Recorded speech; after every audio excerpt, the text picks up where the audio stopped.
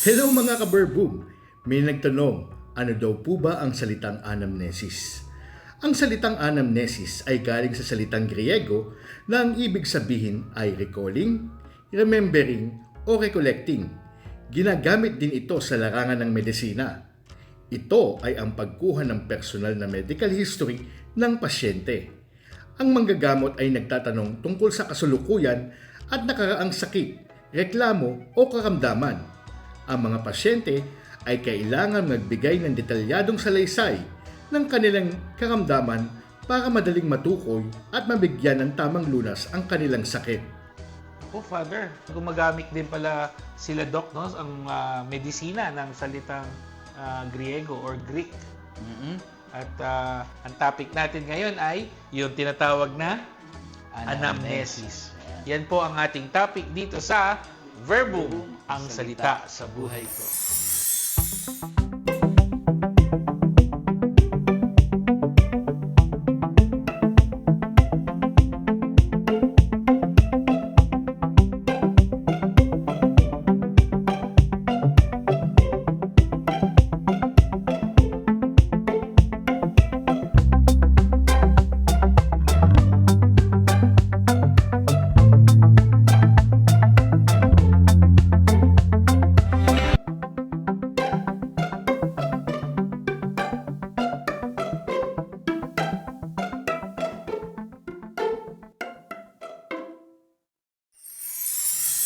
At upang simulan ang ating makwentuhan sa araw na ito, tayo muna po ay sama-samang manalangin. Sa ngalan ng Ama, ng Anak, ng Espiritu Santo. Amen.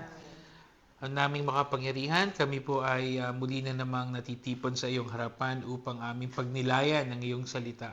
Nawa sa araw na ito aming maalala at ang mga bagay na ginawa mo para sa amin at patuloy na ginagawa mo para sa amin. Sana sa pag-alalang ito ay mabigyan din namin ng pag-alala yung ibang tao din na maari naming mabigyan ng aral o ng turo katulad ng ginagawa mo sa amin sa araw na ito. Itinataas namin ang lahat ng ito sa ngalan ni Jesus na aming Panginoon. Amen. Sa ngalan ng Ama, ng Anak, ng Espiritu Santo. Amen. Ayan, Father. Pag-alala, parang merong yan, si Job. Yun kaya ang unahin natin, Father, si Job. Oo. Yun ang ating unahing puntahan. Pero parang may gusto akong una. Ano po yun? Siguro maganda maging maliwanag po doon sa iba kasi baka magtaka ba parang naiba yata yung ginagawa nila. Hindi. Kasi season 2 na tayo. Season 2 na. No, at sa season 2, ang gagawin natin, yung verbum na, galing din yun sa banal na kasulatan. Yes. Pero gusto lang po nating linawin ay meron pang ibang ibig sabihin yon na ang ibig naman natin sabihin talaga salita. No? At salita po ito, isang salita na doon din po natin titingnan kung ano yung pakahulugan noon, batay din sa mga sinasabi sa atin sa banal na kasulatan. Yan. No? At yun nga po, no, gaya ng sabi sa atin ni Kuya Pip, ang ating po pag-uusapan ngayon tungkol doon sa pag-alaala, no, na sa wikang Griego po ay anamnesis. Ayan, para may baon-baon tayong bagong salita ngayon na baka maya pag uwi mo, sasabihin mo kay Mayor, alam mo yung anamnesis. Huwag mo nang No? alalahanin. Hindi. Yun nga sasabihin. Sabihin oo nga, naalala ko pa yung ginawa mo sa akin nung minsan Kaya nga, pagka naalala ko lagi ako nagagalit. Naku! Hindi naman, Father. At, pero ang maganda dyan, Father, kasi, para sa akin, personally, itong season 2 na to, yung mga salita na yung binanggit mo na mga, hindi naman bago, kundi yung mga salita katulad ng anamnesis, pag-aalala ko rin doon sa ating napag-aralan. Nung magkaklase pa tayo sa loob ng seminaryo. Tama. Classmate pa rin naman tayo sa verbum ngayon. Ay, yes. Father, syempre, may ibang classmates pa tayo. Ibang classmates tayo. Ang tawag natin Naka-uniform? Oo. Hindi ko nga alam kung housemates pa itatawag natin Kasi naka-uniform. Oo. Baka susunod, may ID na yan. Hindi naman siguro. Father, sige. Umpisahan natin. Saan natin uunahin na basahin yung pag-alala o yung anamnesis? Sabi nga, kay Hob, pero nakakatawa rito, isa to doon sa madalas nating marinig pag may misa sa patay. Si Father, pag may namamatay, inaalala O, din inaalala naman. natin sila. No? Kaya nakakatuwa naman na yung isang tao, kung tutusin, ito si Job nagsalita, hindi naman siya patay eh. Mhm. Pero, parang siya yung naging spokesperson, no? Naging tagapagsalita ng lahat ng mga tao. Kasi yung kanyang sinabi sa atin ay isa sa mga hangad ng bawat tao. Diba? At Yan. ano yun? Na sana, pag nawala ako, huwag niyo naman akong kalilimutan. Yan naman yung gusto ng lahat eh. Oo, di ba? Kaya may binabanggit sa atin dyan si Job. At yun pa ay matatagpuan natin sa 19 na kabanata ng aklat na nakapangalan sa kanya.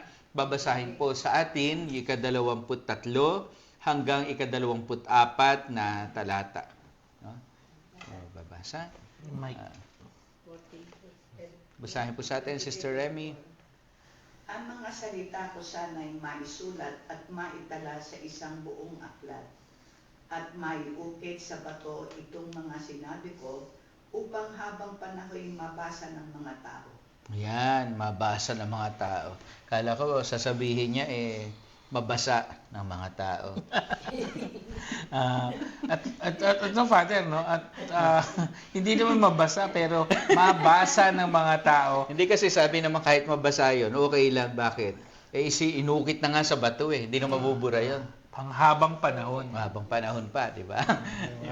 At yung sinabi niya na yan, si Job ang nagsabi. Oo, si Job ang nagsabi noon. Na sana maalala siya. O maalala raw yung lahat ng kanyang mga sinabi. Nakakatuwa naman. Ano ba yung sinabi niya?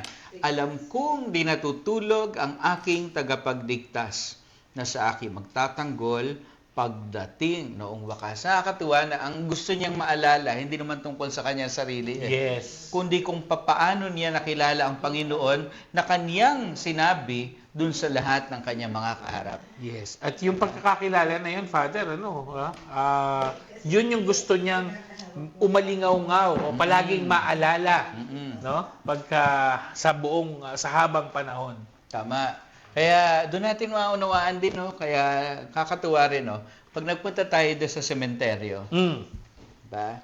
Nakikita natin doon ay mga salitang nakaukit sa bato. Yung mga, ano yun? Yung Lapida. SLN, RIP, at pangalan. Diba? Pero meron pa minsan, iba raw may mga nakasulat Diba? Oo. So, nakakatuwa. Yung iba yung may nakasulat doon na, paano yun? Yung minsan, sinabi nung mga mahal niyang naiwan. Diba? Tama. So, to the best dad, minsan may mga Ganun nga. Ay, diba? meron nga akong gustong malagay sa akin eh. Ano? Inilibing ng buhay. Ng biyanan? Hindi. No? Ako rin, meron Ano? din ako nakaabang na gano'n Pero yung sa akin, seryoso yun. Ano sa'yo? Minsan may isang pastol. Minsan isang No? start. O yan, mga ka-verbum, umpisa pa lang yan, pero minapulot na kagad kayo bukod sa title. Abangan ninyo yung mga susunod natin. Magbigay daan po tayo sa ilang mga paalala.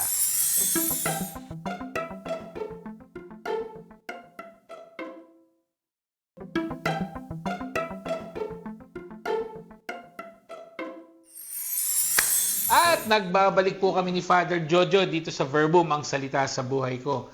Hindi kanina, kundi ngayon, ang pinag-usapan natin ay anamnesis o yung pag-alala. Ano naman ang kanina, gusto natin maalala yung sinabi ni Job doon sa pagkakakilala niya sa Panginoon. Ano naman, Father, saan natin makikita pa yan? Ano pa ang gustong iparating sa ating alaala ngayong araw na ito? Kasi, maunawaan din natin si Job. Ba't kaya niya sinabing, sana yung mga sinabi ko ay sulat? Kasi marami sa atin, pinag-usapan ngayon, mamaya nakalimutan na. Father, kasi marami sa atin pasok dito, labas dito. Oo. Meron din sa atin mga, excuse me po mga bumbusina po, may beep beep, no? Mga ulyanin. Malilimutin, no? Pero nangyayari yun sa lolo ko dati. Oh. No? Bawat pumupunta ron sa kanila, lagi sinasabi, kumain ka na. Maganda naman sana, di ba? Ay, anyayahan ka nga eh. Ang problema, kaya rin niya sinasabi yon, pagka nilurok niya pagkain, kasama siya. Kaya ang takot ko ron, namatay sa impacho eh. 5 dumalaw, 5 kain eh. Nako. No, nakalimutan na rin niya pati yung ginagawa niya, no? Anyway, so yun nga, no? Kung una po pinag-usapan natin yung kagustuhan ng tao na siya ay maalala, no? O yung mga sinabi niya maalala. Dito po naman tingnan naman natin, merong mga paalala sa atin. Siyempre, para hindi mo malimutan, kailangan paalala sa iyo. Oo. Dapat may reminder talaga kasi nga sabi mo kanina makakalimutin. Oo. Tapos ko pasok dito, labas dito. Oo. Sige, para maalala natin. Ano ba 'yung dapat nating maalala? So, okay, una ay ang gustong pakita sa atin do sa banal na kasulatan alalahanin naman natin yung Panginoon. Diba?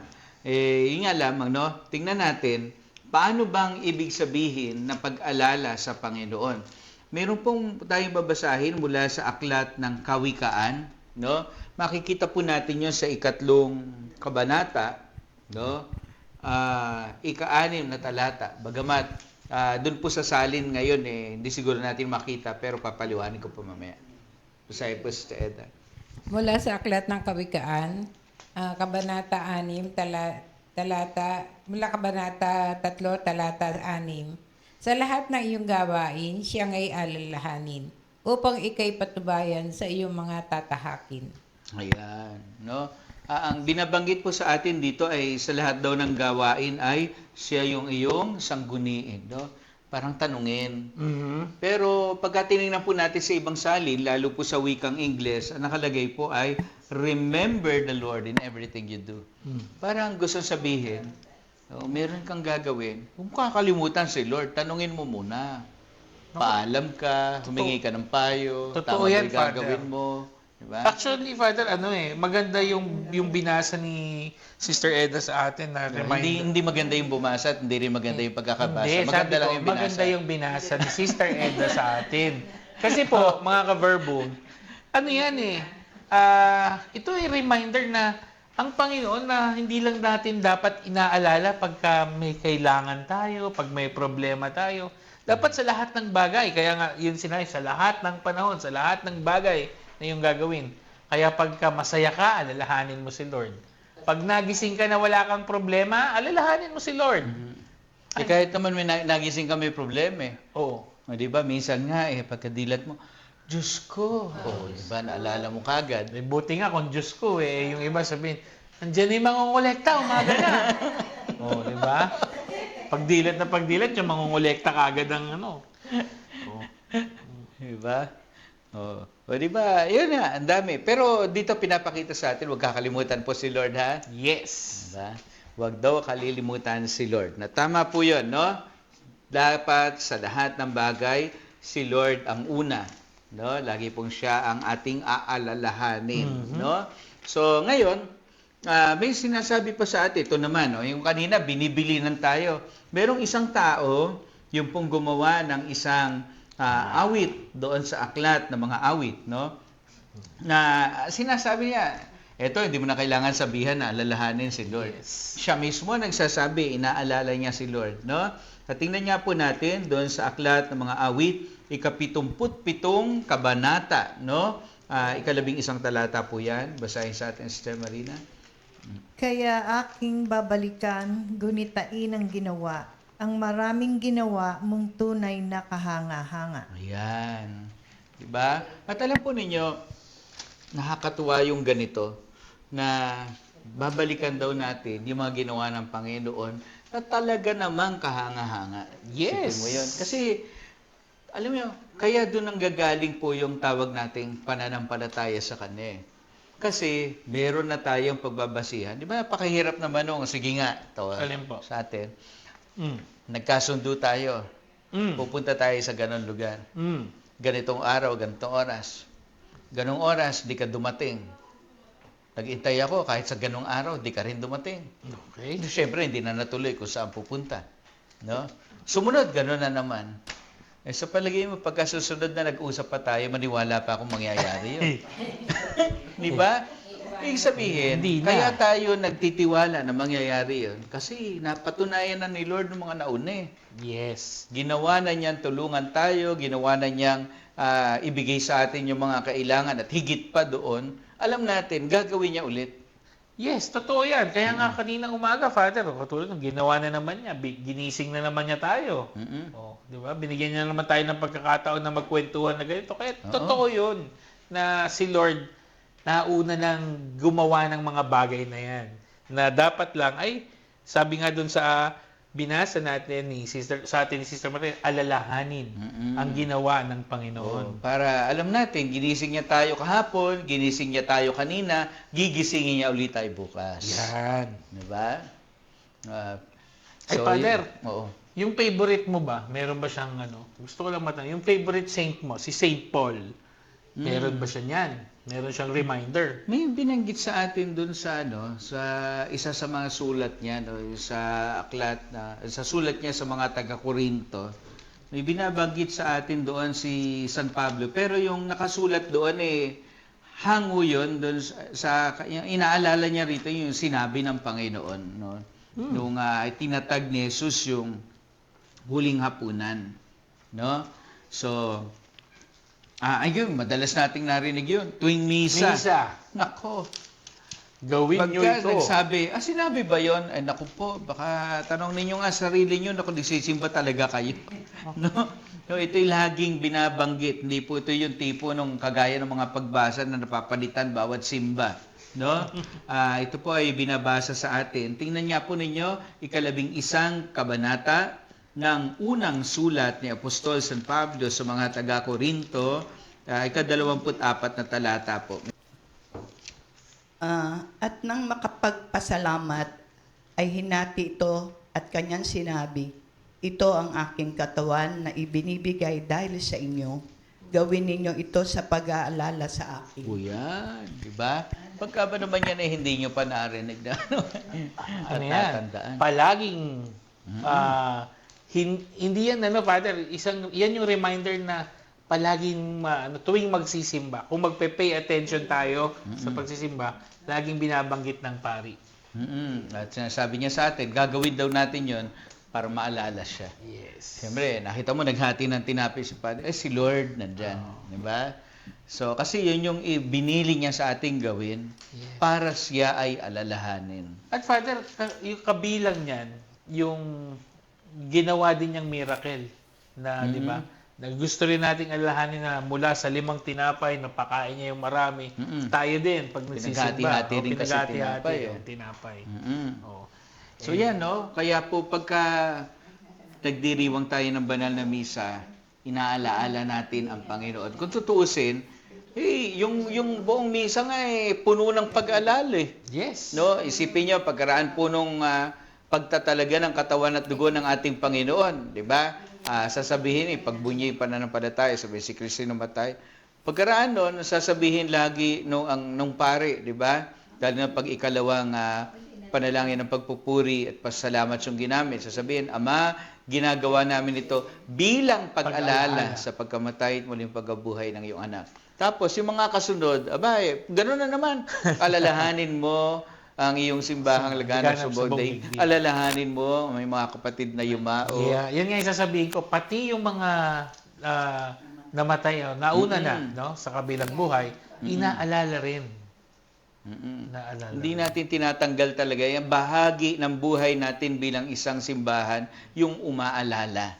Yan. Diba? Sana po mga kaberbo, wag lang po yung nakahiram sa atin ng maalala natin. Alalahanin natin yung ang alalahanin natin yung kabutihan ng Panginoon sa atin, lalo na ngayon na ikaw ay nanonood sa amin ni Father, nakikinig sa amin, ibig sabihin binigyan ka pa, naalala pa tayo ni Lord na bigyan ng buhay para magkita-kita today. Pero mamaya meron pa tayong babalikan, Father, na isang pag-alaala ulit, na nangyari sa Biblia. Kaya magbabalik po ang verbum, ang salita sa buhay ko.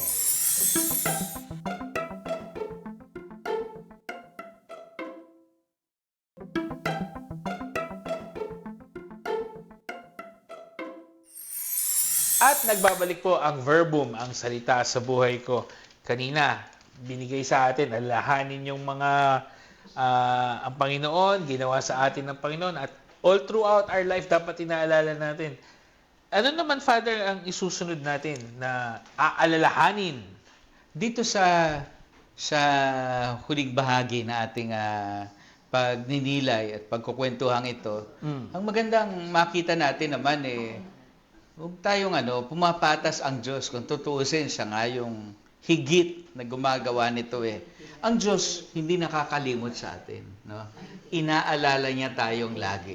At meron tayong pinagbabatayan. Kanina sabi natin, di ba, yung mga ginawa ng Panginoon, yun yung pinagbabatayan natin ang ating pananalig sa Kanya. Ito, papakita sa atin kung paano sa maraming bahagi, siyempre kumuha lang po tayo ng ilan, pinakikita sa ating inaalala ng Panginoon ang mga tao, ang kanyang bayan. No? So, tingnan nga po natin, meron pong binanggit tungkol kay Noe. Babasahin po sa atin, 8 kabanata ng Aklat ng Henesis, yun pong unang talata, si Eda po. Mula sa aklat ng Henesis, Kabanata 8, talata 1, hindi nabaglit sa isipan ng Diyos si Noe at ang lahat ng hayop na kasama niya sa malaking barko. Kaya't pinaihip niya ang hangin at nagsimulang humupa ang tubig. Yan, di ba?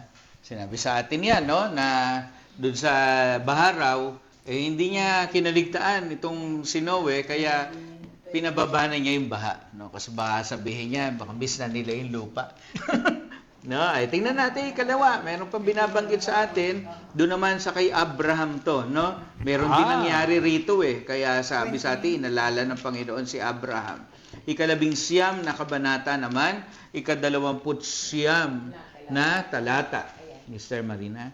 Nang gunawi ng Diyos ang mga lungsod na iyon, hindi nawaglit sa kanyang isipan si Abraham, kaya iniligtas niya si Lot. Ayan, di ba? Ito naman yung ginuna ng Panginoon yung Sodom at Gomorrah. Yan. No, sabi niya, kailangan maligtas yung kung tutuusin, wala doon si Abraham kasi naghati sila ni Lot kanang kaliwa. Napupuntahan, yes. No? Kaya lang sabi niya, tsak malulungkot si Abraham yan kasi kamag-anak niya si Lot kailangan din siya madamay. Kaya yung pag-alala ng Panginoon kay Abraham, damay si Lot. Kaya iniligtas niya si Lot. So, hindi lang pala si Abraham, no? Pati kaya yung swerte si Lot. Di ba? So, yun naman yung ikalawa na yun na binabanggit sa atin. Tapos, may binanggit pang isa doon naman sa mga Israelita. Ito, isang bayan na sabihin natin Kasi kanina sabi natin isang tao lang, si Noe lang. Tapos, kamag-anak ni Abraham. O ngayon, isang bayan. Ito, maramihan. Para lang po yung grammar ng Pilipino. May isahan, dalawahan, maramihan na tayo. No? So, yan po. Tingnan niya po natin. May binabanggit po sa atin doon sa aklat ng Henesis. Exodo na pala tayo ngayon. No? At makita po natin yan doon sa 2 kabanata ng aklat ng Exodo. 24 na talata po. Babasahin sa atin. 2 kabanata, 24 na talata. Narinig ang kanilang pagtangis at naalala niya ang kanyang tipan kina Abraham, Isaac at Jacob. Nilingat niya ang mga Israelita at ang kanyang nabatid. Yan. No, naalala. Isipin mo, dumalangin daw yung mga Israelita. Tapos, naalala ng Panginoon, teka muna, may pangako nga pala ako kay Abraham, kay Isaac at Jacob. Di ko sila dapat pabayaan. At Father, yun yung ang Diyos naman ang nire-remind natin. Hindi naman actually niya kailangan ng reminder, pero parang sa pag nanalangin ka kay Lord, biglang mapapatingin siya na. Naalala siya. Oo nga pala, may Meron ganito. ito, anak ko din to, nagdadasal dito sa akin. Kaya mahalaga yon, no? Pero siguro sa marami, ito yung relate match sila. Yan, totoo naman. Kakanta tayo. Ikaw na lang ang kumanta. Ay, hindi. Paborito to nung marami. Father, no? sinimulan natin kanina doon sa pagbasa ng binabasa pagka may namamatay. Oo.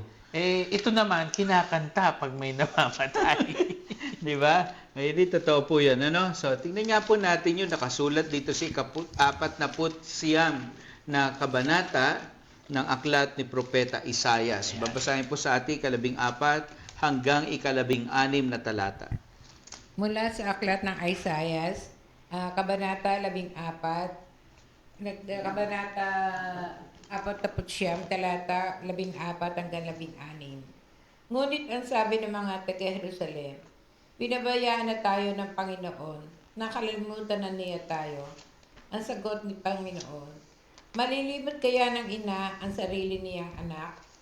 Hindi kaya niya mahalin ang sanggol niyang iniluwal? Kung mayroon mang inang lumilimot sa kanyang anak, hindi ko kayo kakalimutan kahit sandali. Jerusalem, hindi kita malilimutan. Nakaukit ang pangalan mo sa aking mga palad. Ako po, di ba? Kanta na tayo. Baka si Kuya Alan kumakanta. Malamang. At yan yung passage, Father, na naging inspirasyon ni Manuling Francisco sa pagsulat ng kantang Hindi Kita Malilimutan. Ayan, di ba? At maganda yung sinasabi sa atin dito, no? Ang sinasabi ni Propeta Isaias, no, na syempre galing sa Panginoon, sabi niya, kayo yung nakakalimot eh. Kayo yung nag-iisip na ako yung nakalilimot sa inyo. Correct. Projection tawag natin na, di ba? Projection. Porque nakakalimot tayo, iniisip natin lahat ng tao ganun din, no? Sabi niya, hindi ko kayo nalilimutan. Nakaukit nga yung kamay, yung pangalan niya sa palad ko eh. At Father, bukod doon, meron ding excerpt dito. Hindi lang natin isama. Bago pa man nga tayo panganak, alam na niya, kilala na niya tayo, di ba? So, tas sinulat pa niya sa palad. Si Pip to. Ay, hindi ba utang lang yun? Ay, hindi. Sa tubig. Tsaka yung bibili sa palengke. Yung utang ko, sa tubig na lang sinusulat yan. Ayan. Diba? So maganda yun yung binabanggit sa atin dito tungkol sa anamnesis. At saka, Father, ang ganda, no? Yung sabi niya, meron mang nanay na makalimot sa anak, which is wala naman sigurong nanay. Pinakamalayong mangyari. Pinakamalayong mangyari. Pero hindi niya hahayaang siya mismo makalimot. Kaya ako, kampante ako, lagi ako naalala ni Lord.